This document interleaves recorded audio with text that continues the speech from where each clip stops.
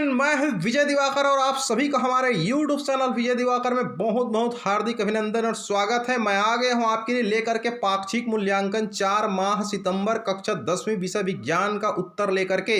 इसके पहले मैं गणित का बना चुका हूं, आप देख सकते हैं हमारे चैनल पर। डिस्क्रिप्शन बॉक्स में भी आपको लिंक मिल जाएगा और साथ ही साथ हर विषय के असाइनमेंट का उत्तर मैं बना रहा हूँ। सबसे बेस्ट आंसर, थोड़ा समय दीजिए, थोड़ा समय लगता है बनाने में, आपको मिल जाएगा सारे विषय का। फिलहाल अभी आप देखिए कक्षा 10वीं विषय विज्ञान सितंबर का आप लोग के पाक्षिक असाइनमेंट 4 का बेस्ट आंसर आज तक का बिल्कुल छत्तीसगढ़ में सारे आंसरों में से हमारा आंसर सबसे बेस्ट आंसर है और सटीक है। आप राइटिंग देख करके ही खुश हो जाएंगे। ध्यान से देखिए कक्षा 10वीं विषय विज्ञान, सभी प्रश्न अनिवार्य है। प्रश्न पहला का अ सही विकल्प चुनकर लिखिए। प्रत्येक प्रश्न 1 अंक निर्धारित है। तो यहाँ पर हम आपको बता दें, पहला सवाल है ऊर्जा मुद्रा कहा जाता है। तो यहाँ पर है ऑप्शन है adenosine diphosphate, adenosine triphosphate, DNA, DNA, RNA. DNA का फुल फॉर्म होता है डीऑक्सीराइबो न्यूक्लिक एसिड। तो यहाँ पर हम आपको बता देते हैं इसका आंसर है जो एटीपी बोलते हैं हम लोग, एडिनोसिन ट्राइफॉस्फेट, वही इसका बेस्ट आंसर है। उत्तर ब, एडिनोसिन ट्राइफॉस्फेट को ही ऊर्जा मुद्रा कहते हैं। चलिए अब बात करते हैं यहाँ पर सेकेंड, ब्रिक की इकाई है। तो ब्रिक नेफ्रॉन झिल्ली पाया जाता है, आप सब जानते हैं। वहाँ पर तो छोटे छोटे नेफ्रॉन से बना होता है। तो हम ये कहेंगे यहाँ पर ऑप्शन अ में नेफ्रॉन है, ब में बोमन संपुट है, स में मूत्र नलिका है, द में मूत्राशय है। तो अ इसका नेफ्रॉन जो है बेस्ट आंसर है। अ नेफ्रॉन ब्रिक की इकाई है। चलिए अब तीसरा की बात करते हैं। यहाँ पर मनुष्य के हृदय में कोष्ठों की संख्या होती है। तो चार कोष्ठ होते हैं मनुष्य के हृदय में। उत्तर आएगा 4। चौथा है पेड़ पौधों में जड़ से पत्तियों तक जल का परिवहन होता है। तो फ्लोएम द्वारा, जाइलम द्वारा, हरित लवक द्वारा, माइटोकॉन्ड्रिया द्वारा। 4 ऑप्शन है तो इसमें का आंसर बी जो जाइलम है बेस्ट आंसर है। सही जवाब आंसर बी, जाइलम द्वारा ही पेड़ पौधों में जड़ से पत्तियों तक जल का परिवहन होता है। वह प्रश्न है सही जोड़ी बनाइए।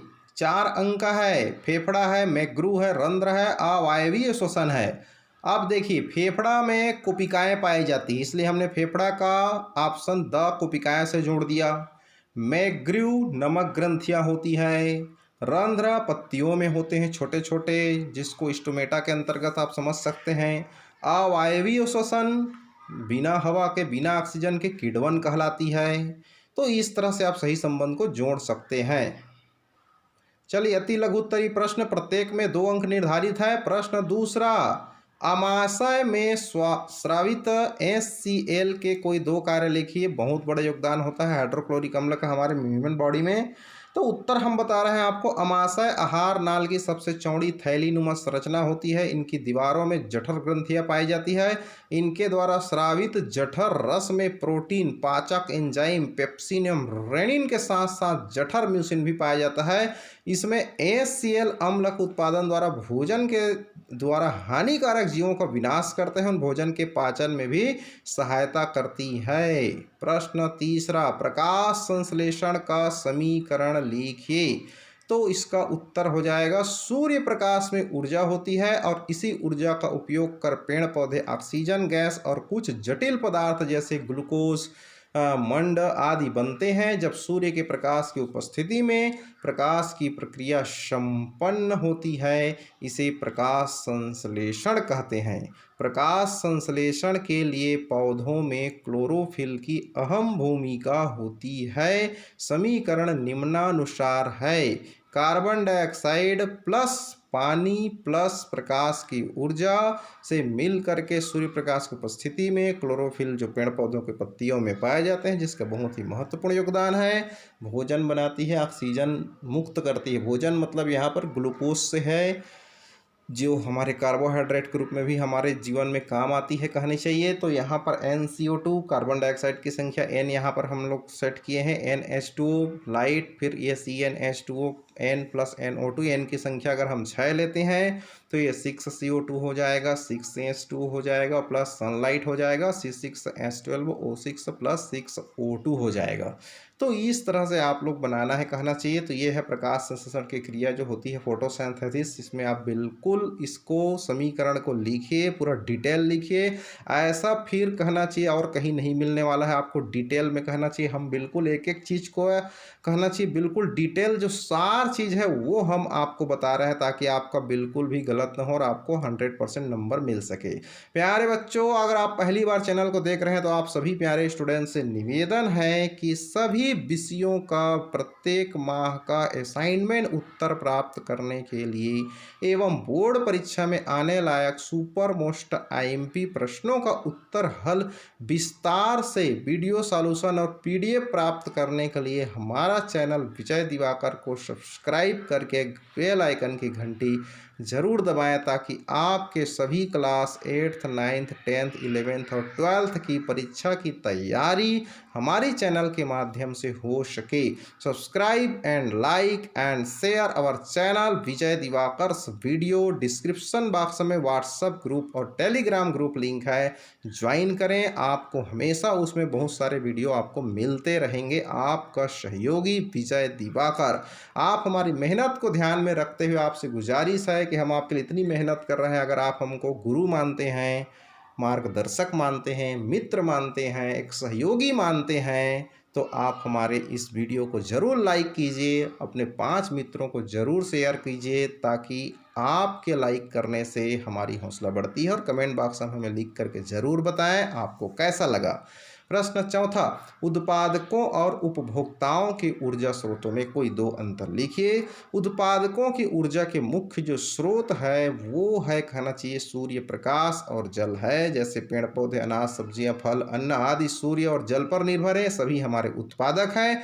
परंतु उन सभी को उपभोग करने वाला जो जीव जंतु, प्राणी, पशु, मनुष्य उपभोक्ता है, और इन उपभोक्ताओं की ऊर्जा का मुख्य स्रोत तो पेड़ पौधे और छोटे पशु ही है। इन पेड़ पौधे फसल से जो अन्न सब्जियां उत्पादन होती है, इनको उपभोग प्राणी करते हैं, अर्थात उत्पादक की ऊर्जा के स्थानांतरण उत्पादकों से उपभोक्ताओं में होने लगती है। तो हम आपको ये भी बता देते हैं, प्रकृति के जो कोयला है, पेट्रोलियम है, वो सब उत्पादक की श्रेणी में आते हैं। कहना चाहिए प्रोड्यूस कर रहे हैं हम लोग उसको, कहना चाहिए ज़मीन के अंदर से खोद करके उसको निकाल रहे हैं, जो प्रकृति ने बनाया है, और मनुष्य इसका उपभोक्ता है। चलिए यहाँ पर बात करते हैं लघु उत्तरीय प्रश्न 5वां, उत्सर्जन तंत्र का नामांकित चित्र बनाइए। तो मानव के जो उत्सर्जन तंत्र है, जिससे उत्सर्जित पदार्थ को त्याग किया जाता है, उस उत्सर्जन तंत्र का नामांकित चित्र है। आप बिल्कुल देखिए ध्यान से, ये चित्र को मैं धीरे धीरे स्क्रीन में चला देता हूँ, ताकि आप इसको स्क्रीनशॉट लेकर के बना सकें। स्वच्छ नामांकित चित्र बनाइए प्यारे बच्चों, क्योंकि आप चित्र बनाना सीखेंगे तो आपके अंदर एक डॉक्टर बनने की क्वालिटी बनेगी, और आप भविष्य में डॉक्टर भी बन सकते हैं। तो बिल्कुल आप एक स्वच्छ नामांकित चित्र बनाइए, जैसा कि आप स्क्रीन पर देख पा रहे होंगे। इसलिए मैं स्क्रीन थोड़ा धीरे चला रहा हूं, ताकि आप चित्र को अच्छे से बना सके। बिल्कुल सुंदर राइटिंग से आप चित्र बनाइए। जैसे आप देख रहे हैं, वृक्क सिरा है, फिर वृक्क धमनी है, फिर वृक्क है, दोनों तरफ की किडनी को बनाया गया है, जो एक प्रकार से कहना चाहिए चने के जो बरबट्टी के जो बीज होते हैं, उसी स्टाइल में ये बना हुआ रहता है, कहना चाहिए दोनों तरफ पेट में पाया जाता है मनुष्य के। अब इसके बाद आप ध्यान से देखिए, यहाँ पर मूत्रवाहिनी जो है वहाँ से निकला हुआ है, और ये मूत्रवाहिनी सीधा मूत्राशय ग्रंथियों की तरफ जाती है, कहना चाहिए ये जो है। और इस तरह से आप इसमें देख पा रहे होंगे, मूत्रवाहिनी से जाकर के मूत्राशय में ये भर जाती है। यहाँ पर जब ये पूरा फिलअप हो जाता है, तब हमको मूत्र करने की एक एहसास होती है, कहना चाहिए फीलिंग होता है। फिर हम जो है यहाँ पर मूत्र को त्याग करने के लिए टॉयलेट की तरफ जाते हैं।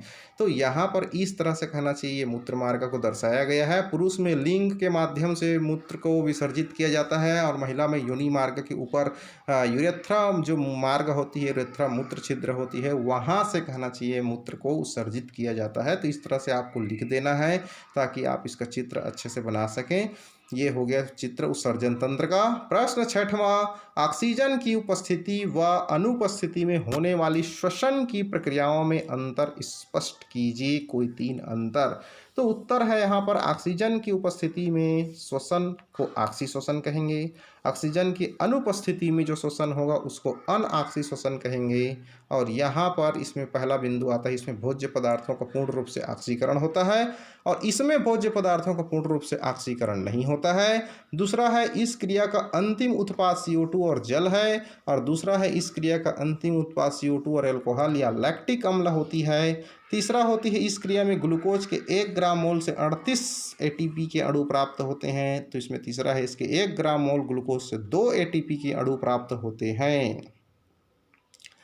प्रश्न 7वां, मनुष्य के हृदय का नामांकित चित्र बनाइए अथवा मनुष्य के पाचन तंत्र का नामांकित चित्र बनाइए। तो हम आपको मनुष्य के पाचन तंत्र का नामांकित चित्र यहाँ पर दे रहे हैं, आप ध्यान से देखिए। ये है मनुष्य के पाचन तंत्र का नामांकित चित्र। आप मुंह बनाइए यहाँ पर, फिर उसके बाद ग्रशिका से होते हुए एक पाइप बनाइए यहाँ पर, फिर उसके बाद एक डायफ्राम, फिर उसके बाद यहाँ पर यकृत है, फिर उसके बाद पित्ताशय हो गया, फिर अमाशय हो गया ये। फिर इस तरह से आप एक बड़ी आंत को यहाँ पर सेटल कीजिए, फिर उसके बाद अग्नाशय जो है आपका, फिर उसके बाद यहाँ पर है। इस तरह से आप लोग को बनाना है कहना चाहिए। और उसके बाद यहाँ पर छोटी आंत, फिर मल द्वार, अपेंडिक्स, ये सारी सिस्टम आप बिल्कुल ज़रूर बनाइए यहाँ पर। ये मनुष्य का पाचन तंत्र हो गया। प्रश्न 8वां, सिद्ध कीजिए कि प्रकाश संश्लेषण की क्रिया में ऑक्सीजन गैस निकलती है। उत्तर है आवश्यक सामग्री, एक बीकर, टेस्ट ट्यूब, हाइड्रेला का पौधा, कांच की कीप लेना पड़ेगा आपको, छोटा से कार्बन डाइऑक्साइड भी लेना पड़ेगा, सोडियम बाइकार्बोनेट। दूसरा है उपकरण का चित्र, आप ध्यान से देखिए, ये चित्र आप लोग को बनाना है। ऑक्सीजन जैसे दिख रहा है ऊपर में, ऑक्सीजन के बुलबुले वगैरह, परख नली को हमने इसके ऊपर ढक दिया। ये सूर्य प्रकाश हो गया। आपको इस तरह से बीकर बनाना है। स्क्रीन में धीरे धीरे चला रहा हूँ ताकि आप चित्र भी बना सकें अच्छे से। बीकर, जल, फनल, कीप इत्यादि लेकर के, हाइड्रेला का पौधा है जिसको कीप से ढका गया है पानी डालकर, जलीय पौधा हो गया हाइड्रेला। फिर उसके बाद आप इसमें प्रयोग विधि करेंगे। इसे सिद्ध करने के लिए एक बड़े बीकर में पानी लेकर उसमें हाइड्रेला के कुछ पौधे डालकर इसे कीप से ढक देते हैं। इस कीप में सोडियम बाइकार्बोनेट की कुछ मात्रा डाल देते हैं जिससे हाइड्रेला के पौधे को कार्बन डाइऑक्साइड मिलती रहे।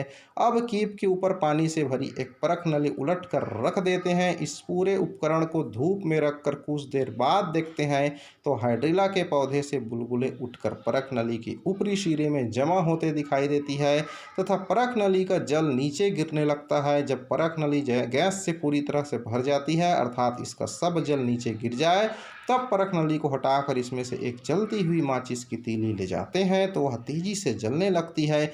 इससे सिद्ध होता है कि वास्तव में जलीय पौधा जो है। विशेष सूचना प्यारे बच्चों, आंसर पूरा होने से पहले आप सभी से निवेदन है, आप सभी प्यारे स्टूडेंट से निवेदन है कि सभी विषयों के प्रत्येक माह के असाइनमेंट का उत्तर प्राप्त करने के लिए एवं बोर्ड परीक्षा में आने लायक सुपर मोस्ट MP प्रश्नों का उत्तर हल विस्तार से वीडियो सॉल्यूशन और PDF प्राप्त करने के लिए हमारी चैनल विजय दिवाकर को सब्सक्राइब करके बेल आइकन के घंटे ज़रूर दबाएं ताकि आपके सभी class 8th 9th 10th 11th 12th की परीक्षा की तैयारी हमारी चैनल के माध्यम से होकर कुछ ही समय के पश्चात हम आपको देंगे 11वीं 12वीं 9वीं का भी असाइनमेंट का सभी सब्जेक्ट का आंसर। हमारे चैनल विजय दिवाकर के वीडियो को सब्सक्राइब कीजिए। डिस्क्रिप्शन बॉक्स में टेलीग्राम और व्हाट्सएप ग्रुप है, लिंक है, आप ज्वाइन कर सकते हैं। आपकी मेहनत से हम बिल्कुल सजा करके अच्छी राइटिंग में हमने लिखा। आपसे गुजारिश है कि हमारी मेहनत को ध्यान में रखते हुए आप हमको गुरु मानते हैं, मित्र मानते हैं तो हमारी इस वीडियो को ज़रूर लाइक कीजिए, ज़रूर हमें कमेंट करके बताइए आपको कैसा लगा। चलिए उत्तर हम शेष है यहाँ पर जो उत्तर है बता रहे हैं। द्वारा प्रकाश संश्लेषण क्रिया में ऑक्सीजन गैस निकलता है जो जलने में सहायक होती है, जो परख नली में एकत्रित होता है। अब आता है इसका रासायनिक समीकरण की हम बात करें तो यहाँ पर 6CO2 + 6H2 सूर्य के प्रकाश, क्लोरोफिल C6H12O6 + 6H2 + O2, यहाँ पर ग्लूकोज है, एक वाटर है, ऑक्सीजन है। सावधानियां की बात करें यहाँ पर तो परख नली को कीप के ऊपर से हटाते समय उसके मुंह को तुरंत अंगूठे से ढकना चाहिए। दूसरा, परख नली को सीधा करते समय सावधानी से अंगूठा हटाना चाहिए। संपूर्ण उपकरण पर सतत रूप से प्रकाश पड़ते रहना चाहिए। इस तरह से प्यारे बच्चों आप बिल्कुल हमारे चैनल पर लगातार बने रहिए। आपको हर सब्जेक्ट का, हर क्लास की पाक्षिक हो चाहे बोर्ड असाइनमेंट हो, सबको उत्तर मिलेगा। इसके लिए सब्सक्राइब करके रखें।